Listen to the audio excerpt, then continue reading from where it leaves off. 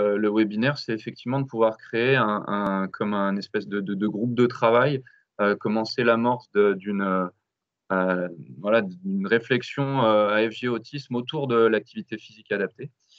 Voilà, donc j'étais particulièrement content du coup déjà de pouvoir travailler avec Jeffrey là-dessus, donc de se partager la parole sur l'APA. Voilà, je me présente rapidement. Donc Adrien, je suis prof d'APA au CESA d'Émile Zola de Villeurbanne, donc sur Lyon. Ça fait plus de 10 ans que j'y suis et voilà.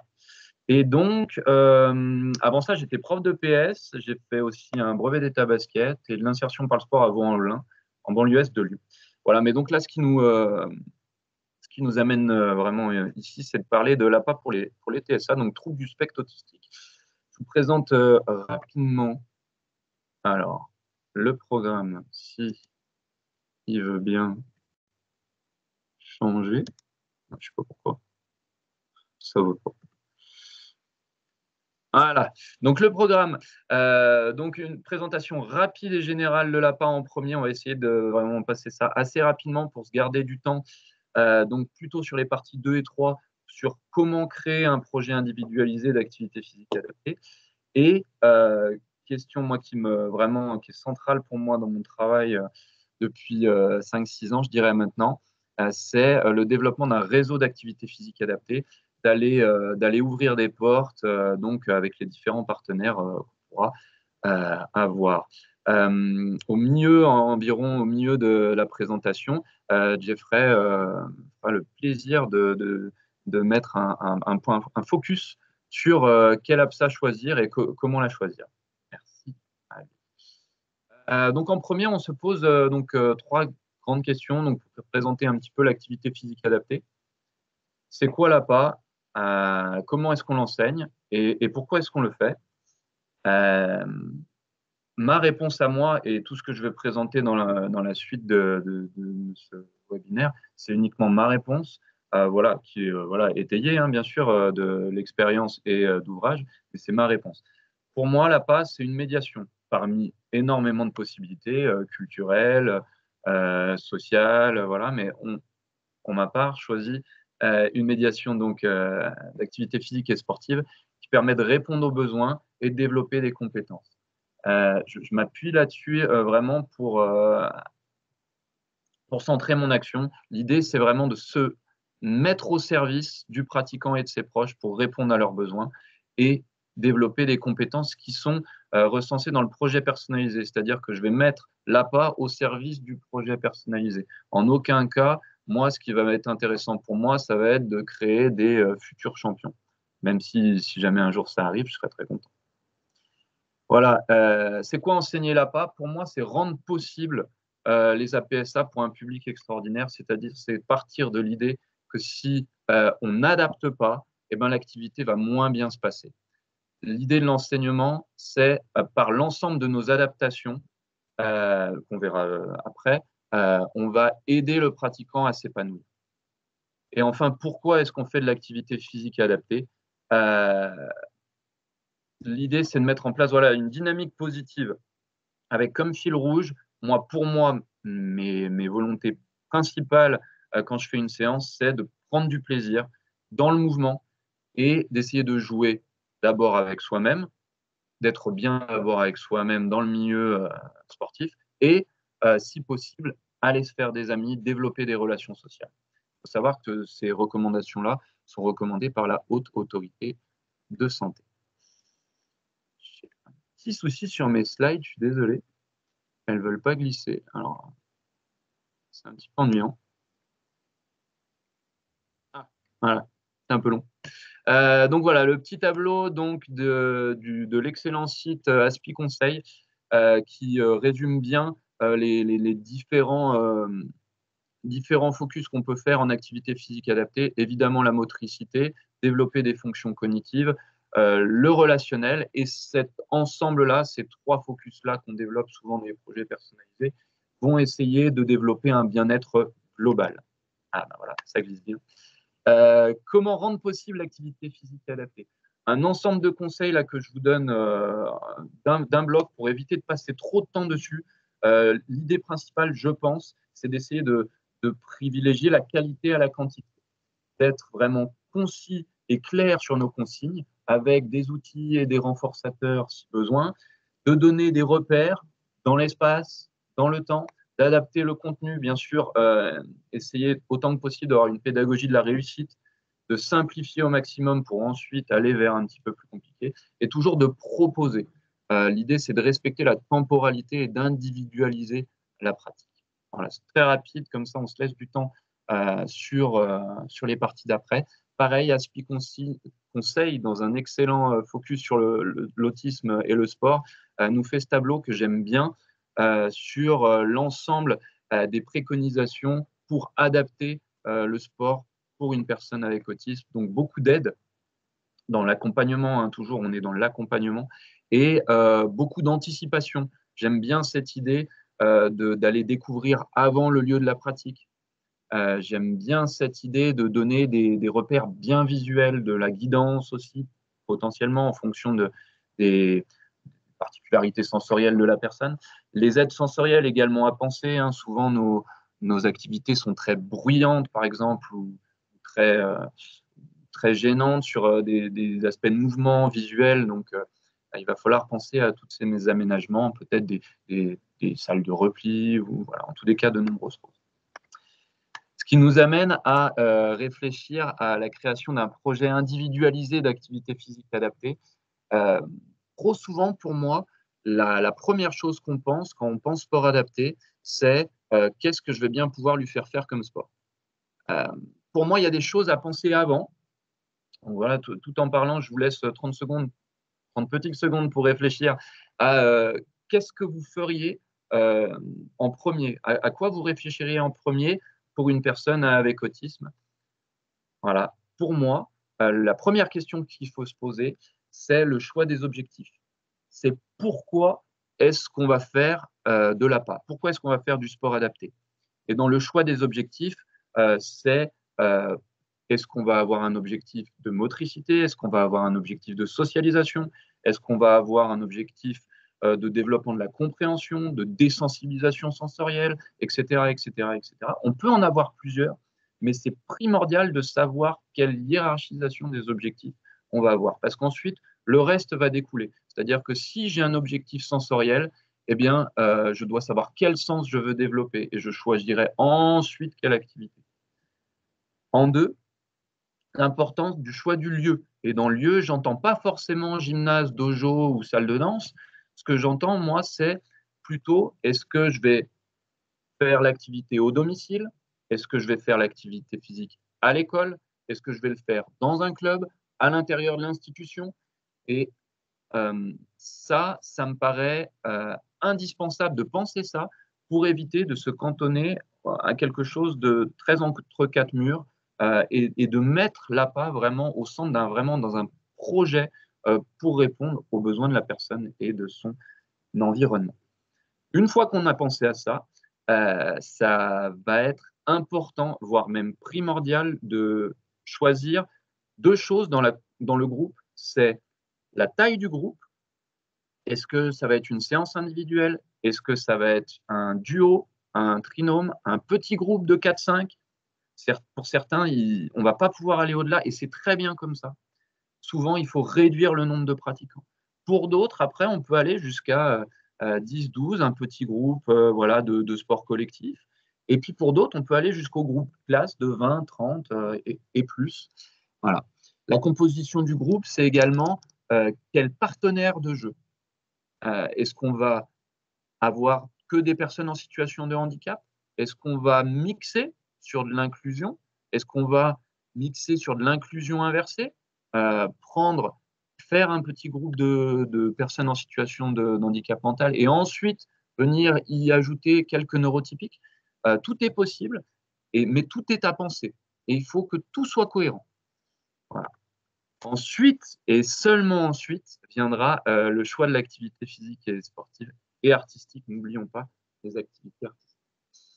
Voilà pour les quatre premières questions. Et donc, sur ce petit cadre, je vais laisser donc Jeffrey nous présenter son contenu.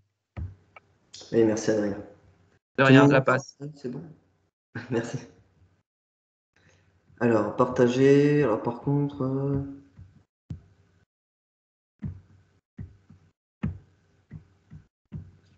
je trouve pas comment. Alors, je vais aller là. Ouais, c'est là, voilà. C'est bon, j'ai trouvé. Donc, alors, on va voir si moi aussi ça bug un peu. Non, ça va. Ça passe vite. Ok. Alors, donc, je suis désolé parce que je vais aller assez vite. J'ai que 10 minutes devant moi. Donc, je risquerai d'être rapide. Peut-être que tout à l'heure, avec les questions, voilà, ça sera plus précis. Donc, la question là qu'on peut se poser, c'est quel APSA choisir et surtout comment choisir aussi. Adrien l'a dit, l'accompagnement d'un pas, c'est surtout un outil éducatif. Je ne vais pas rentrer dans les détails là-dessus, on va vite passer parce que ce qui va nous intéresser, surtout ici, c'est de s'intéresser aux particularités. Et il y a les motivations qui sont très importantes pour choisir un sport. Si on peut connaître les motivations de la personne, c'est le plus important. Évidemment, on va partir de ça. Puis, comme Adrien l'a dit, il y a les objectifs. C'est essentiel aussi. Les objectifs permettent de savoir sur quoi on va travailler. Et en fait, après, quel sport peut permettre de travailler ces objectifs. Mais aussi, il va falloir prendre en compte les particularités. Et c'est là où on va rentrer dans les détails avec mes diapos. Comment choisir? Donc, il va falloir prendre en compte le profil de la personne. Au-delà des motivations et des objectifs, il va falloir prendre en compte aussi le profil, notamment sur les fonctions exécutives. Voilà, ses compétences dans les fonctions exécutives. Parce qu'il y a certains sports, comme dans les sports collectifs, eh bien, les fonctions exécutives requises sont plus importantes que dans les sports plutôt individuels. Les sports collectifs, avoir des compétences de planification est plus importantes que dans les sports individuels, mais aussi de flexibilité, ou encore dans les gestions d'émotions, d'attention. Donc ça, c'est à prendre en compte dans le choix de l'activité. Mais aussi le type d'habileté motrice. Donc, il y en a deux, fermée, ouverte. Fermée, c'est quand la motricité et l'action de jeu. Ça veut dire que quand je vais à la piscine, je vais faire de la natation. En fait, si je ne bouge pas, il n'y a pas de jeu. Il n'y a pas d'action. En fait, si je bouge, il y a de l'action. Donc ça, c'est mon corps qui fait le jeu. Et là, en général, pour les personnes TSA, si on fait une tendance, c'est beaucoup plus facile pour eux d'être dans des habiletés fermées. Or, celle ouverte, c'est plutôt le jeu qui va créer notre motricité. Un exemple dans les sports collectifs, au volley par exemple, ou peu importe, au football, eh bien, je vais me déplacer en fonction de mes partenaires, en fonction de mes adversaires, en fonction de la balle aussi. Et donc, ça devient un peu plus complexe. Il y a le temps de latence aussi à prendre en compte, parce qu'on sait que dans l'autisme, parfois le temps de réaction suite à une consigne donnée peut être 30 secondes, une minute, même voire beaucoup plus. Et dans certains sports, il va falloir avoir un temps de réaction rapide, voire sous pression. Et dans d'autres, ce sera plutôt libre, il n'y aura pas de conséquences. Il y a encore le positionnement des interactions, face à face, côte à côte. Voilà, dans certains sports, ça va être différent. Et peut-être que certaines personnes sont plus à l'aise, ont moins de difficultés en étant côte à côte que face à face. Voilà, peut-être que d'autres personnes n'auront pas accès au chacun son tour. Vous voyez, donc ça, c'est des choses à prendre en compte. Il y a aussi la distance proxémique d'interaction entre les acteurs, parce qu'on sait que certaines personnes qui n'aiment pas qu'on soit trop proche d'elles. Et dans certains sports, eh bien, on peut être proche. Donc, du coup, ça aussi, voilà, il faut en prendre compte quand on choisit une activité sportive. Et il y a les modalités des contacts physiques. Parce que dans certains sports, comme dans le rugby par exemple, les contacts peuvent être très rudes. Et si on a une personne qui est hypersensible au toucher, eh bien, on va peut-être pas l'orienter sur le rugby. À moins que ce soit ses motivations. Si la personne veut faire du rugby, il n'y a pas de souci. On l'oriente sur le rugby et c'est à nous d'adapter après le sport.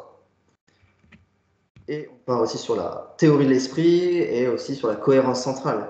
Parce que dans certains sports, comme je reprends les sports collectifs, parce que souvent les sports collectifs sont quand même plus compliqués, et donc par les fonctions exécutives, mais aussi la théorie de l'esprit par exemple, il faut savoir lire parfois les intentionnalités de ses adversaires ou même de ses adversaires, ou encore avec la cohérence centrale, plutôt avoir une perception globale du jeu, du terrain, plutôt que d'être sur le détail. Je regarde une ligne, je regarde un angle, je regarde un détail sur le t-shirt de quelqu'un. Là, il faudra avoir vraiment la vue d'ensemble. Alors que dans des sports comme de lancer, par exemple, eh bien, s'il a la vue simplement sur la cible, ce sera peut-être plus facile pour cette personne-là, si elle a la perception du détail. Et aussi, évidemment, on ne peut pas passer à côté de la sensorialité. Si on a une personne hypersensible auditivement, ben, on ne va peut-être pas l'emmener dans un gymnase où il y a 20 personnes qui vont faire rebondir un ballon de basket. Encore que, si, encore une fois, elle veut faire du basket, voilà, on l'emmène au basket, c'est la priorité, si c'est son motivation. Et après, c'est à nous d'adapter. Mais tout ça, en fait, ça vous dit un petit peu sur quoi on doit évaluer pour orienter sur une activité. Il y a aussi les qualités physiques, hein, voilà. Donc en fonction des compétences aussi de la personne, on va peut-être pas l'emmener dans des activités où elle aura de faibles compétences dans certaines qualités physiques, alors que dans d'autres, elle aura de meilleures performances. Je pense à l'endurance, souvent, ils ont une très faible capacité cardio-respiratoire. Et ben on va peut-être pas l'emmener dans un sport où ce sera, à moins que ce soit l'objectif de travailler la capacité cardio-respiratoire, mais en tout cas, si on a d'autres objectifs, on va peut-être pas la mettre en difficulté là-dessus. Et donc, on va peut-être l'orienter sur un sport où l'endurance sera moins sollicitée. Et aussi très important, la présence de repères visuels ou pas dans une activité, ce qu'on appelle des guidances environnementales, et donc qui vont créer en fait de l'affordance, une zone de confort. On va se pencher un peu plus là-dessus sur cette diapo-là. L'affordance, en fait, c'est le couplage perception-action qui s'accomplit entre le milieu et la personne. Ça veut dire que face à un escalier, par exemple, si j'ai quelque chose qui me motive tout en haut de l'escalier et que je veux aller chercher, on n'a pas besoin de m'apprendre. Même si je ne sais pas marcher, je vais réussir à me débrouiller, à monter les escaliers. L'environnement me dit comment je dois faire pour atteindre mon objectif. Et donc, quand il y a une affordance, ça va favoriser la compréhension, ça va rassurer la personne, d'autant que souvent, elles sont très visuelles, donc ça crée une zone de confort.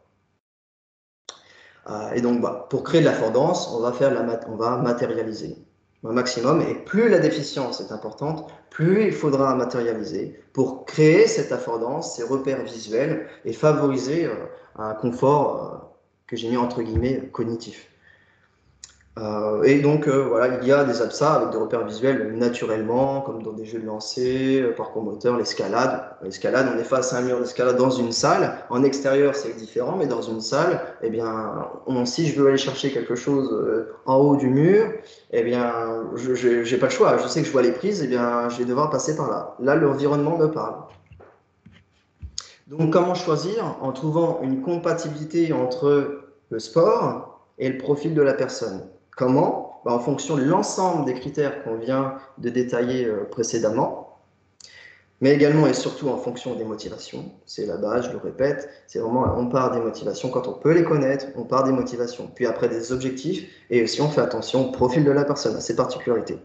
Et je précise, toutes les APSA peuvent être compatibles lorsqu'elles sont adaptées au profil. Voilà, je donnais des exemples tout à l'heure, même s'il y a des hypersensibilités, on aurait tendance à dire, oui, peut-être pas dans un gymnase où ça résonne beaucoup, si la personne est motivée par un sport au gymnase, on l'emmène et puis on adapte. Mais concrètement, dans tout ça, quelle APSA ou plus globalement, parce qu'on n'a pas le temps ici de rentrer dans les détails pour chaque APSA, quelle famille d'APSA pour quel profil? Donc là, c'est pareil, j'ai préparé un petit tableau, et ça, c'est ma propre cotation. Je rejoins Adrien qui disait c'est son regard, c'est son expérience qui parle. Moi, c'est exactement la même chose. C'est mon expérience, mes connaissances, mes lectures. Donc là, j'ai préparé un tableau qui permet d'aider en fait à choisir un sport en fonction des objectifs qu'on a et en fonction du profil de la personne. Donc pour vous expliquer, le curseur est là. Sur la gauche ici, il y a 4 grandes familles de sports. Et donc là, on retrouve tous les items qu'on vient de voir en détail précédemment. Et on voit que dans certains sports, donc c'est vraiment une cotation que j'ai généralisée, c'est-à-dire que j'ai une cotation précise pour chaque sport, mais là, je n'ai pas le temps de faire chaque sport, donc j'ai fait une moyenne pour chaque grande famille. Donc, par exemple, on parlait d'affordance tout à l'heure, on voit que dans les APSA de coopération, il y aura peut-être plus d'affordance, le curseur je ne vois plus d'affordance, oui, 1 c'est oui, que dans d'autres familles comme les APSA collectives ou encore APSA individuelles, parce qu'il peut y avoir des jeux de lancer. Voilà. Là, il y aura peut-être plus facilement d'affordance. Après, c'est une cotation moyenne, c'est pas précis, mais ça permet un peu d'orienter déjà. Pareil pour les sensorialités, on ne voit pas de différence ici, alors qu'il y en a pour chaque sport. Et voilà, je vous laisserai découvrir.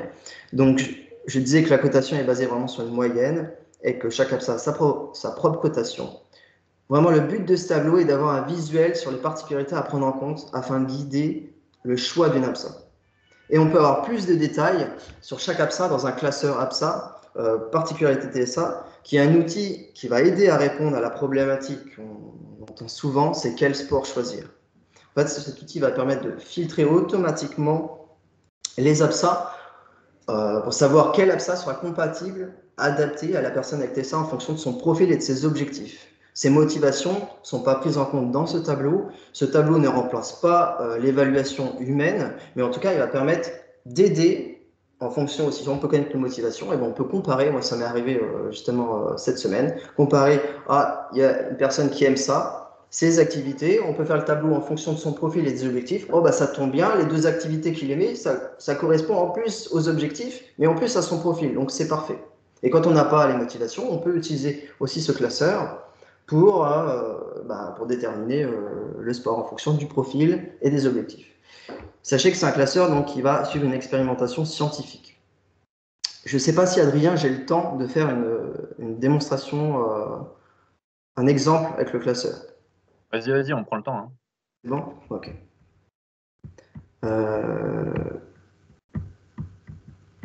Alors, partager.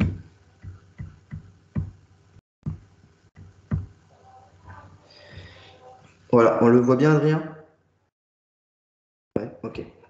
Donc, je ne vais pas rentrer dans les détails, le classeur est conséquent, toute la gauche, on voit toutes les activités. Mais ici, là, le but, parce que l'idée sera que plus tard, on fera peut-être un webinaire, normalement, on fera un webinaire vraiment sur ce classeur-là pour vraiment le détailler. On retrouve tous les particularités qu'on a évoquées tout à l'heure sur ce tableau. Et là, je vais vous faire un exemple pour vous montrer un petit peu comment s'en servir.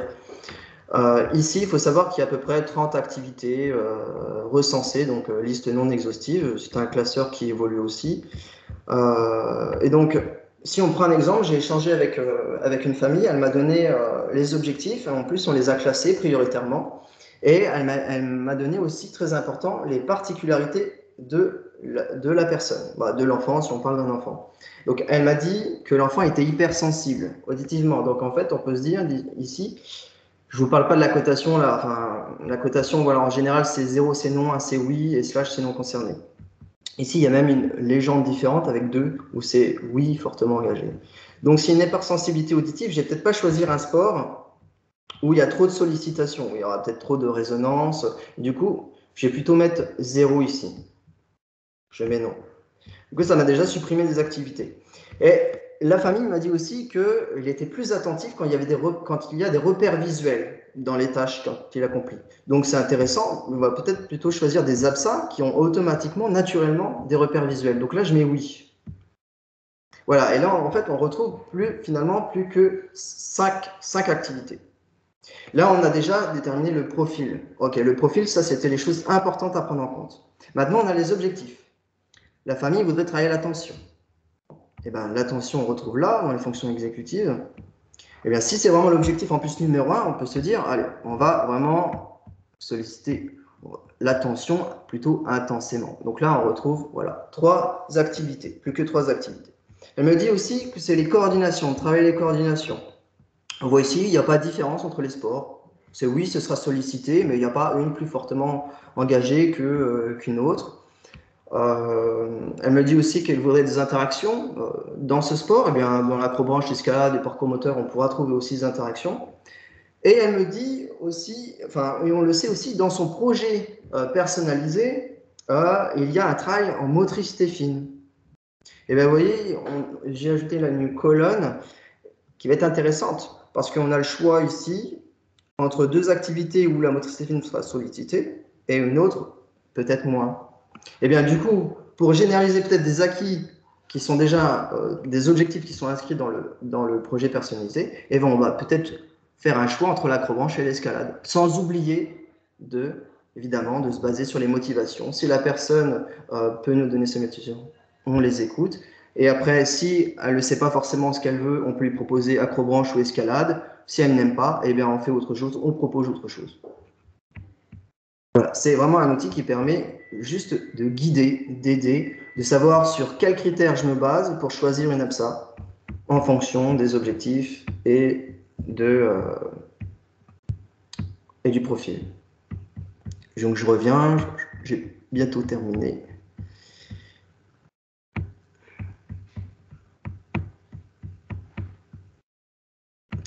Et voilà, je voulais vous partager ce livre-là, qui est pour moi un livre très, très intéressant, qui permet de savoir beaucoup de choses sur l'autisme et le sport. C'est d'ailleurs par ce tableau, je me suis inspiré de ce livre que j'ai créé, en fait, ce classeur. On y trouve beaucoup de choses, notamment des fiches d'identité, des cartes d'identité motrice, où on reprend un petit peu l'ensemble des critères on a évoqués sur les particularités. Il y a 13 activités qui sont recensées dans ce livre et on peut voir que, voilà, en fonction d'une activité, on voit les différents types d'habiletés, s'il y a du contact, et ça permet bien, de savoir dans ce sport-là, ok, donc cette fiche, elle est comme ça, ok, est-ce que ça correspond au profil de la personne? Voilà. Merci de votre écoute, j'espère que je n'ai pas pris trop de temps. Merci Jeffrey, très intéressant hein, le tableau. Merci. Très, très intéressant. Je sais pas si j'ai cliqué le partage. Oui. Ouais. Je vais reprendre la main du coup. Ouais. Tchac, et je repars dessus. Et je repars dessus. Bon, toujours long. Mais donc voilà, oui, effectivement, moi j'étais vraiment d'accord là-dessus. Plus les besoins et le niveau de compréhension vont être faibles pour le niveau de compréhension et plus les besoins vont être forts en termes d'adaptation, plus on va partir sur un type d'activité, disons, fortement cadrant, type escalade, voilà, effectivement, gymnastique, natation. Voilà, donc on en était au 4. Effectivement, ensuite, l'aménagement de l'environnement, indispensable. La personne veut faire du basket, mais elle a des problèmes d'hypersensibilité auditive. Bon, ben voilà, on va essayer de mettre des ballons en mousse tout de suite, ça réduit le bruit. Donc c'est possible, on peut adapter le matériel. Le temps, indispensable de penser au temps de séance. Combien de temps va durer la séance? Et à l'intérieur de la séance, donner des repères temporels. Est-ce que je vais utiliser un timer? Est-ce que je vais utiliser un schéma de séance? Est-ce que je vais donner vraiment des séances qui sont toujours sous la même forme, une routine de séance, voilà, l'accueil, l'échauffement, un exercice, un jeu, un débrief, et on rentre au vestiaire. Donner des repères temporels, c'est faire baisser l'anxiété des personnes avec TSA. Indispensable. Pensez aux outils de communication. La communication, c'est central. Comment est-ce que je vais communiquer avec la personne? Est-ce qu'elle est verbale? Est-ce qu'elle est visuelle? Est-ce qu'elle va avoir besoin de renforçateurs? Moi, je ne sais pas faire un cours de sport adapté d'APA sans renforçateur avec des autismes, disons, sévères. Ils ont besoin de temps de pause et d'économie de jetons, par exemple. Il y a 3 tours à faire sur le parcours gymnique. Bon, et ben voilà, il va y avoir 3 smileys. À chaque fois, hop, on en enlève un et soit un renfort pour chaque smiley, soit au bout du 3e, par exemple. Et enfin, la pédagogie, la relation. On doit être des experts de la relation et de la pédagogie. Chaque personne avec TSA est différente et va avoir besoin d'une relation individualisée. Kid d'un qui va avoir besoin de beaucoup de cadres, toujours bienveillant, mais être très cadré pour éviter d'exploser en excitation. L'autre va avoir besoin d'énormément de réassurance. Eh bien, il va falloir pouvoir alterner entre des pédagogies, disons, plus strictes et des pédagogies plus douces. Et en fait, il y a un panel de pédagogie énorme à trouver et à individualiser. Et là où ça commence à être vraiment quand on fait des groupes et il faut que la pédagogie qu'on utilise pour l'un vienne gêner les besoins de l'autre. Voilà, tout un programme pour créer donc le projet individualisé. Et donc maintenant, on va se centrer sur la troisième partie, c'est-à-dire la création d'un réseau d'activités physiques adaptées. Je vais vous donc donner quelques billes pour, voilà, c'est mon dada depuis quelques années, voilà, donc d'essayer de créer des liens avec des partenaires donc du sport, de l'EPS ou des clubs. Donc, il faut, en premier lieu, la première question à se penser, c'est quels sont les partenaires sportifs potentiels que j'ai autour de moi sur du local. On va parler de l'école, des profs de PS, On va parler des clubs, des MJC, on va parler des mairies, on va parler des comités de sport adaptés, des fédérations sportives. Voilà. Et derrière, la question, c'est comment je fais pour les faire s'engager avec moi. Déjà, il y a deux réponses pour moi. C'est qu'il ne faut pas y aller seul. Euh, Sans l'aide de mes collègues au CESAD, je n'aurais pas fait le quart de ce qu'on a fait comme projet. C'est indispensable d'insuffler et de se servir de la dynamique d'équipe. La deuxième chose, c'est quand on vient présenter notre projet, ce qu'on nous dit à 100%, c'est que autisme, handicap mental, ça fait peur. C'est différent, on ne connaît pas. Donc voilà, la principale chose, s'il faut retenir un truc sur la création d'un réseau d'APA, c'est qu'il faut rassurer. Le principal mot qu'il faut retenir, c'est ça. Il faut être là et il faut être rassurant. Il faut dire qu'on va s'engager avec eux, qu'on va montrer comment c'est possible et qu'on va s'engager sur la durée avec eux. Et là, tout de suite, en général, déjà, je m'occupe de tout. En gros, venez voir comment ça se passe et vous allez voir que ça va bien se passer. Ensuite, il y a quelque chose d'hyper important à comprendre, c'est qu'on a des atouts, on a des choses à apporter. Parce que les pouvoirs publics sont en ce moment sur une dynamique d'aller chercher les publics éloignés de la pratique sportive. Et il se trouve que le handicap mental en fait partie. Et on a quelque chose à vendre, c'est notre expertise. Et en tant que APA, c'est notre positionnement à mi-chemin entre le monde sportif et le monde du handicap et de l'autisme. Et on peut apporter cette expertise-là. Un petit exemple rapide, la dernière fois que j'ai fait une réunion en mairie, la chargée d'insertion handicap, quand je lui exposais mon projet, voilà, m'a demandé assez rapidement, mais ouais, c'est super vos idées de, de, de création de sections adaptées, de formation, tout ça, mais moi ce que je veux savoir, c'est combien ça va me coûter à ma mairie. Et là tout de suite j'ai arrêté, je dis oh ça vous coûte rien. Moi la seule chose dont j'ai besoin, c'est que vous me trouviez un partenaire club et une ligne d'eau, parce que c'est pour de la natation, et une ligne d'eau. À partir de là, moi je viens, il y a des jeunes à moi, et donc je sensibilise tout le monde autour des ressources. Ça, c'est des choses qui, dans le monde d'aujourd'hui, peuvent se vendre entre guillemets.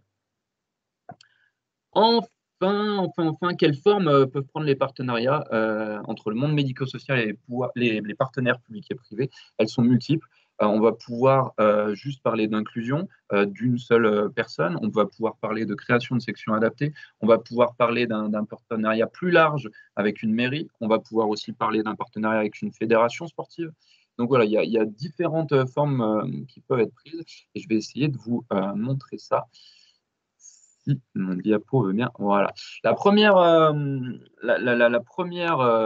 premier partenariat, la première collaboration dont j'aimerais vous parler, c'est la collaboration avec l'Éducation nationale, de l'école au lycée. La collaboration donc avec les instituteurs et trices et également les professeurs de PS. Je vais vous présenter une petite vidéo avec Foulk et un collège partenaire, donc une coordinatrice Ulysse et un prof de PS, et moi au milieu de tout ça qui essaye d'inclure un jeune qui s'appelle Foulk, donc en collège. Super cool. Alors une classe Ulysse, ça veut dire unité localisée d'inclusion scolaire. Donc c'est des classes qui sont au sein des écoles, des collèges ou des lycées et qui accueillent des enfants en situation de handicap. La spécificité de cette Ulysse, c'est qu'elle accueille des enfants qui sont atteints de troubles du spectre de l'autisme. On parle bien de dispositif et pas de classe. Donc en fait, les enfants sont inscrits dans les classes ordinaires et viennent au sein du dispositif sur des horaires précis, sur des matières, par exemple, qu'ils ne peuvent pas suivre, comme le français et les maths, généralement, parce que c'est trop difficile pour eux.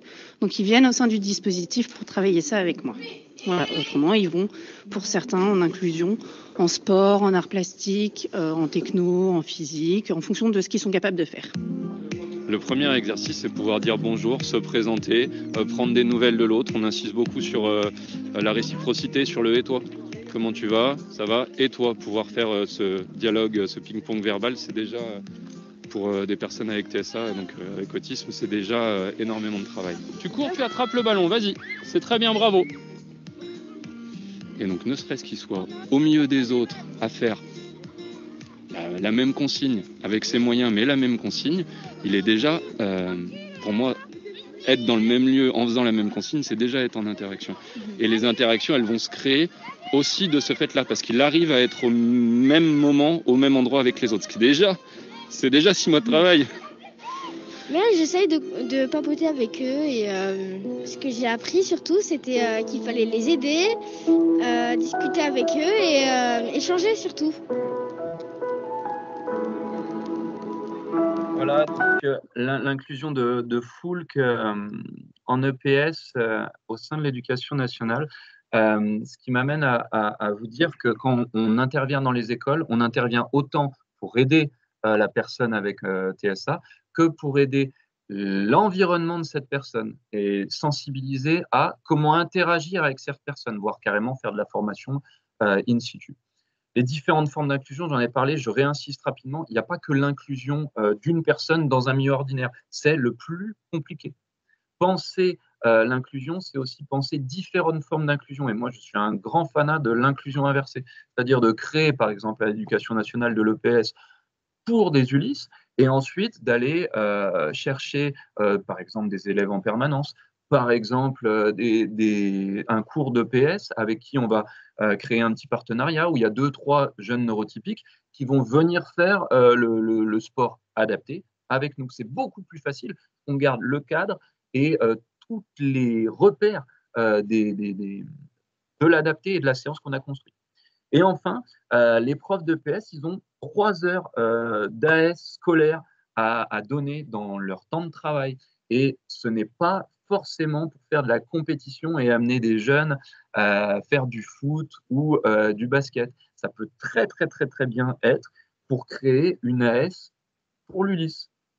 Donc, ça a déjà été fait et c'était particulièrement sympathique à faire.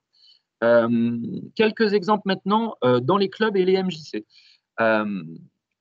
Donc sur Lyon, sur Villeurbanne, on a donc depuis 5-6 ans créé pas mal de sections de clubs de sport adaptés. Moi, je vous conseille de 2 grands conseils de passer par le local et par votre réseau personnel. Souvent, ça passe par quelqu'un que vous connaissez à l'intérieur d'un club, à l'intérieur d'une MJC, dans une ville, ou un on-dit, quelqu'un qui vous contacte parce qu'il a entendu que vous aviez fait ci ou fait ça. Et donc, notamment, donc on a créé l'Asvel Lutte Adaptée. Je mets un focus aussi sur la danse adaptée, parce que j'ai adoré faire de la danse, moi qui ne venais pas du tout de ce milieu-là, en l'adaptant bien, en la mettant avec beaucoup de matériel. C'était vraiment très chouette avec des personnes lourdement autistes. Voilà, les MJC de Bourg-en-Velin. Les MJC en journée ont souvent des dojos, des salles de danse, des salles de motricité disponibles.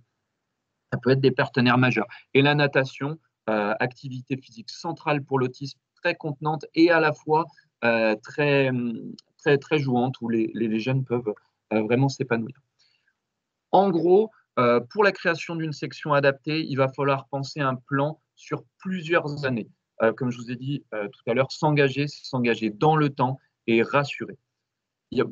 Sur 3 ou 4 ans, pour moi. Ça peut se faire en moins, les étapes peuvent s'interchanger, mais il y a quand même des indispensables.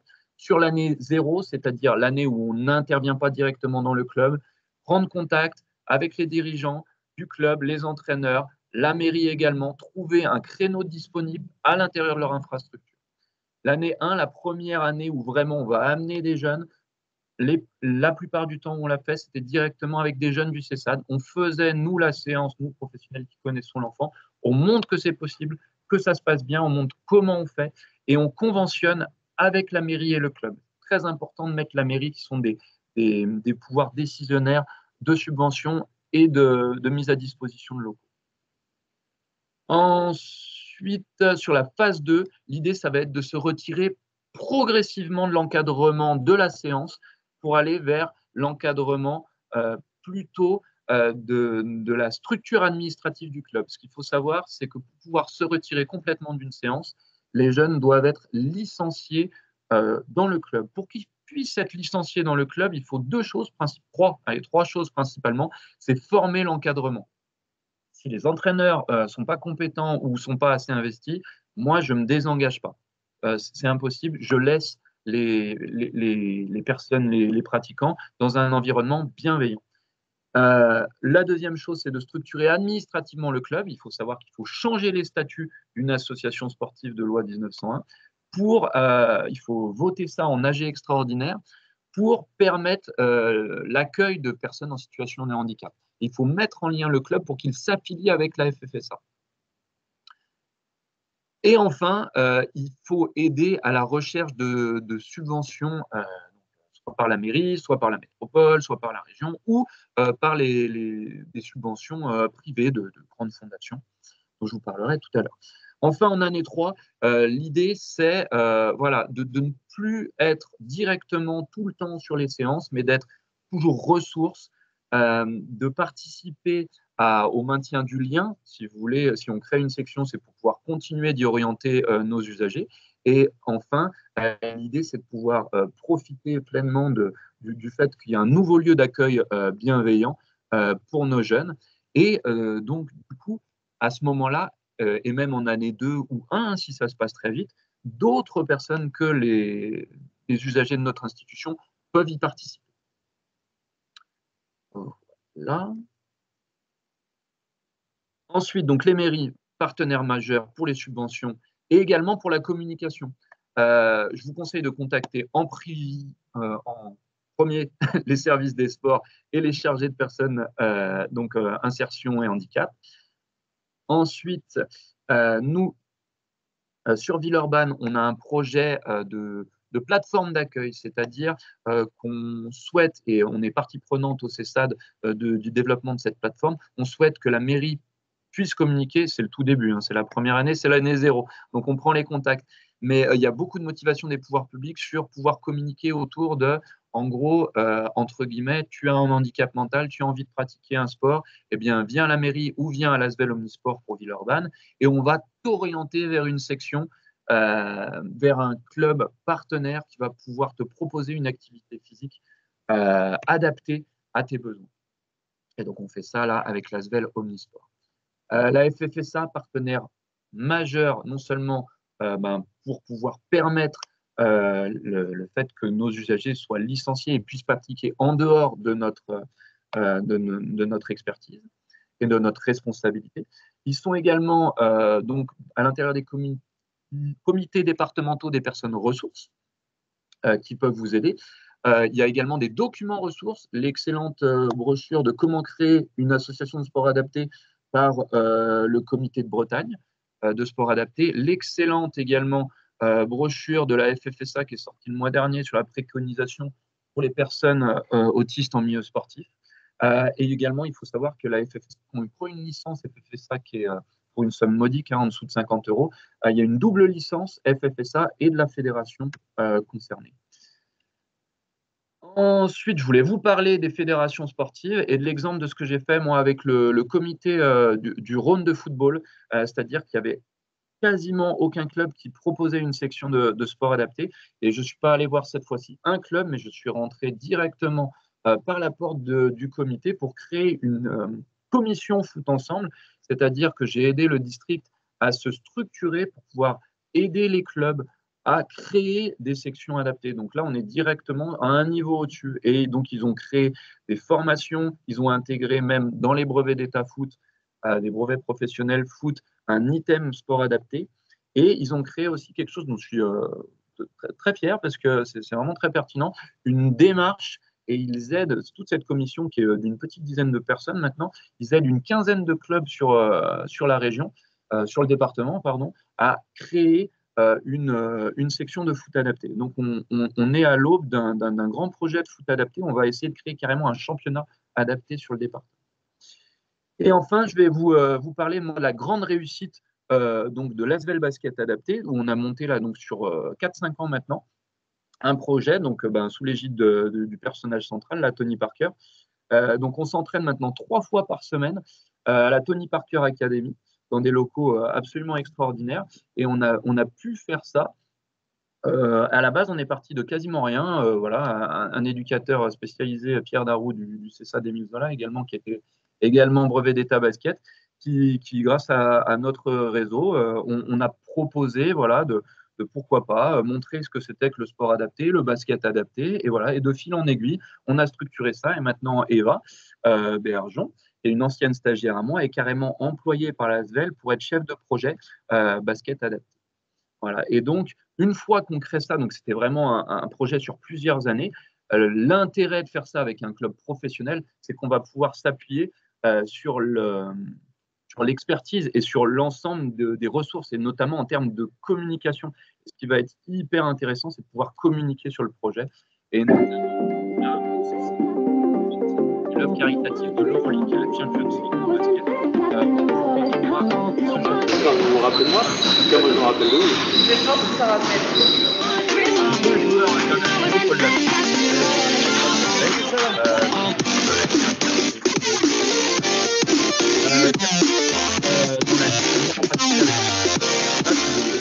L'ambiance était très bien et tout le monde avait envie de jouer le basket. Et pour moi personnellement, c'est cool parce que le basket, c'est un peu tout. Et de faire des choses comme ça, c'est tout un souhait de le faire.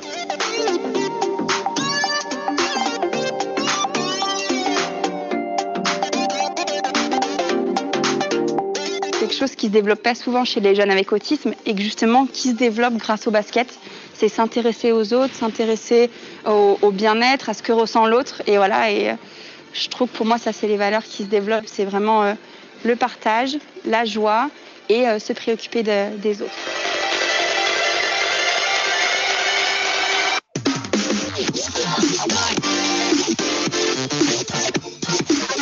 Ça fait quand même la 3e séance que je fais avec eux. On commence à avoir à se connaître un petit peu, donc du coup c'est plus facile de leur parler. Même eux, ils sont quand même beaucoup plus ouverts par rapport à la première fois où j'ai pu venir.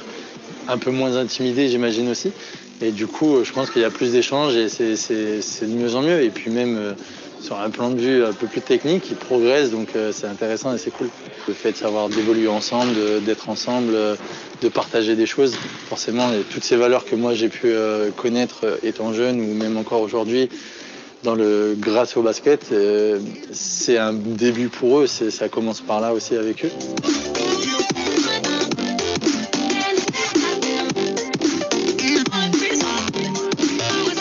Pas mal de jeunes quand même qui ont du mal avec la gestion de l'échec. Et c'est vrai que quand Paul était venu la dernière fois, il avait parlé justement en me disant bah oui, moi j'ai perdu un match hier, j'étais déçu, mais maintenant je vais m'entraîner plus et je vais continuer. Et en fait, le message est encore plus passé que prévu parce que du coup, ils ont vraiment retenu ça. Et je pense justement à un jeune en particulier qui avait du mal avec la gestion de l'échec. Et depuis, pendant les entraînements, il nous dit non mais Paul il m'a dit qu'il fallait que je persévère, donc du coup je vais continuer comme ça.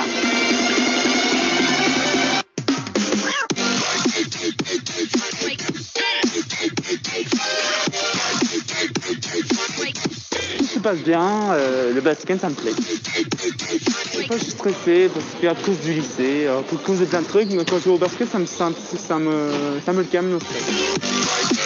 J'espère que Paul Lacombe va revenir. Une autre séance.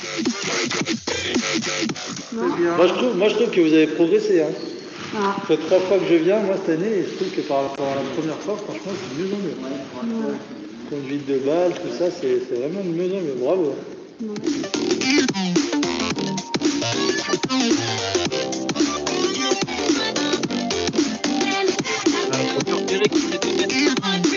Baco, je ne suis pas spécialement un nain, mais lui, c'est carrément un géant. Voilà. Et enfin, s'appuyer, le dernier conseil que je pourrais vous donner, c'est de s'appuyer sur des événements majeurs, à la fois du handicap, comme la journée de l'autisme, mais également les événements sportifs majeurs qui se déroulent dans notre pays. C'est-à-dire, là, pour les années qui arrivent, il y a la Coupe du Monde de rugby en 2023, où nous, SAD Émile Zola, on répond à un appel à projet, donc Rugby à cœur. On va essayer de développer le rugby adapté. Et également, je place un petit focus sur les Jeux Olympiques de Paris 2024. Donc, voilà, appel à candidature. Si des pros de l'ASG sont motivés pour essayer de faire quelque chose autour du sport adapté sur des Jeux Olympiques ou Paralympiques, moi, je suis chaud bouillant. Voilà. Donc ça fait partie des projets. Ils sont multiples, mais clairement intéressants. Dernière chose, les références utilisées là dans ce PowerPoint. Voilà, donc merci à la FFSA, à la HS, à ASPI Conseil, au district du Rhône de football et au comité de sport adapté de Bretagne. Voilà. J'en ai fini. Et je peux arrêter le partage.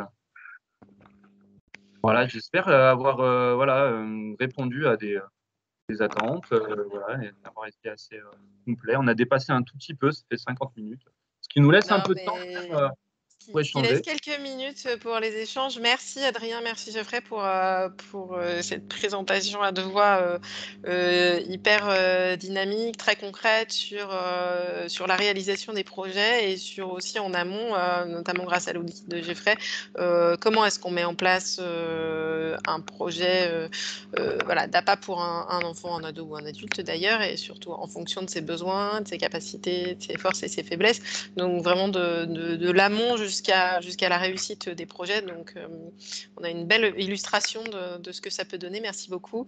Je rejoins Adrien sur le petit appel sur les JO. C'est le moment de se fédérer, d'essayer de monter quelque chose voilà, entre vous, les établissements, les éducateurs sportifs, mais pas que.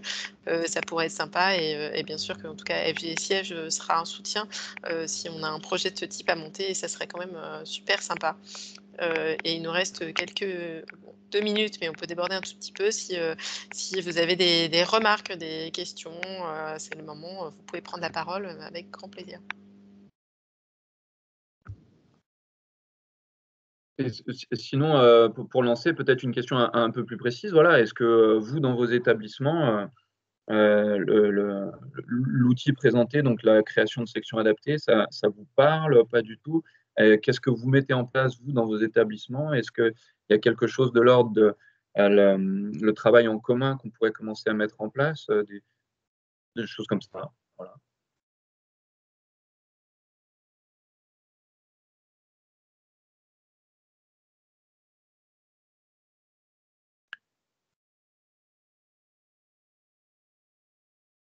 Pas couper mon micro. C'est pas toujours évident de. Ah, si, Harmonie. Oui, merci. Oui, bah, moi, je pense que je parle au nom des 3 Cessadiens qui assistent du CESAD, les premières classes qui assistent donc à votre webinaire. Ça donne vraiment envie. Enfin, nous, c'est vraiment ce qui nous manque au CESAD. Enfin, on a assez peu d'éducateurs spécialisés. Ah, pardon, Ariane, je t'ai oublié, donc on est 4, pardon.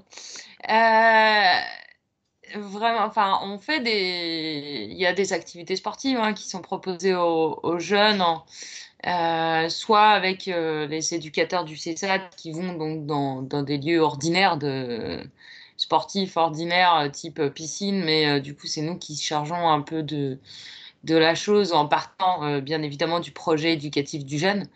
Mais pour un peu, pardon l'expression, mais pour un peu se dépatouiller avec ça, alors qu'on n'est pas prof de sport ou autre, c'est un peu compliqué. Et notamment, j'ai beaucoup apprécié le tableau qui, pour le coup, nous aiderait beaucoup. Enfin, moi, en l'occurrence, ça m'aiderait beaucoup parce que, encore une fois, je suis pas du tout spécialisée dans le sport, voire même pas douée, soyons clairs. Donc voilà, mais vraiment merci infiniment parce que ça donne plein de pistes quand même pour améliorer ce qu'on